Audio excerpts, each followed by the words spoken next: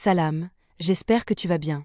Aujourd'hui, je vais te parler d'une incroyable nouvelle qui vient d'être diffusée, dont les bénéfices vont permettre aux produits algériens de conquérir tout le continent africain, si Dieu le veut.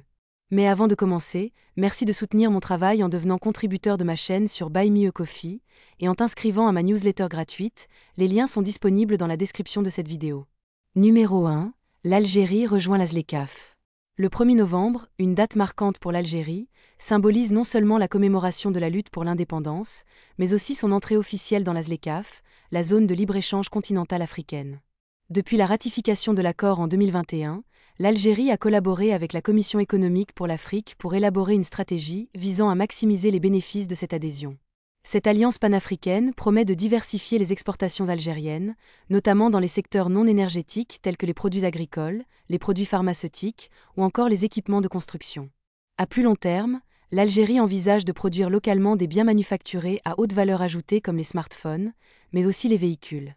En somme, l'objectif de cette intégration est de se conformer aux objectifs du traité d'Abidjan et de mettre en œuvre les aspirations contenues dans l'agenda 2063, visant à créer un marché continental avec la libre circulation des personnes, des capitaux, des marchandises et des services.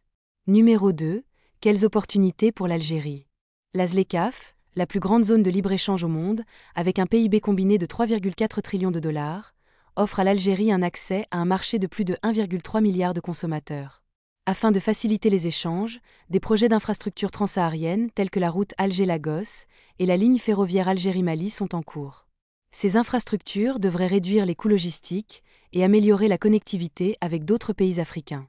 De plus, l'adhésion à la ZLECAf pourrait générer jusqu'à 14 millions d'emplois d'ici 2025, selon la Banque africaine de développement, tout en offrant des opportunités accrues pour les PME et start-up. Il est aussi à noter que parmi les éléments clés qui caractérisent cet espace d'échange africain, figure l'abolition des droits de douane sur 90% des produits échangés. Ainsi, la ZLECAf devrait faire passer le commerce intra-africain à 52% d'ici 2025, par rapport à son niveau actuel, en facilitant une transition de l'exportation de matières premières vers celle de produits manufacturés, augmentant ainsi la valeur ajoutée des échanges économiques du continent. Dans cette dynamique, il est à rappeler que les échanges algériens avec l'Afrique ont atteint 4,6 milliards de dollars en 2023, marquant une croissance notable par rapport aux années précédentes. Numéro 3. Stratégie pour une intégration réussie. L'Algérie, possédant le 3e PIB le plus important d'Afrique, aspire à élargir ses débouchés sur le continent africain. Cependant, pour réussir, le pays doit surmonter des défis logistiques, de productivité et de compétitivité des produits algériens pour pénétrer efficacement les marchés africains. La modernisation du système douanier, l'ouverture de succursales bancaires en Afrique et la mise en place de zones franches font partie des mesures entreprises pour renforcer son intégration. Et toi, dis-moi en commentaire ce que tu penses de l'intégration de l'Algérie dans la plus grande zone de libre-échange au monde. Si cette vidéo t'a plu, n'hésite pas à liker et à t'abonner, en activant la cloche pour ne rater aucune vidéo intéressante sur l'Algérie. Merci d'avoir regardé cette vidéo jusqu'au bout, et à bientôt si Dieu le veut.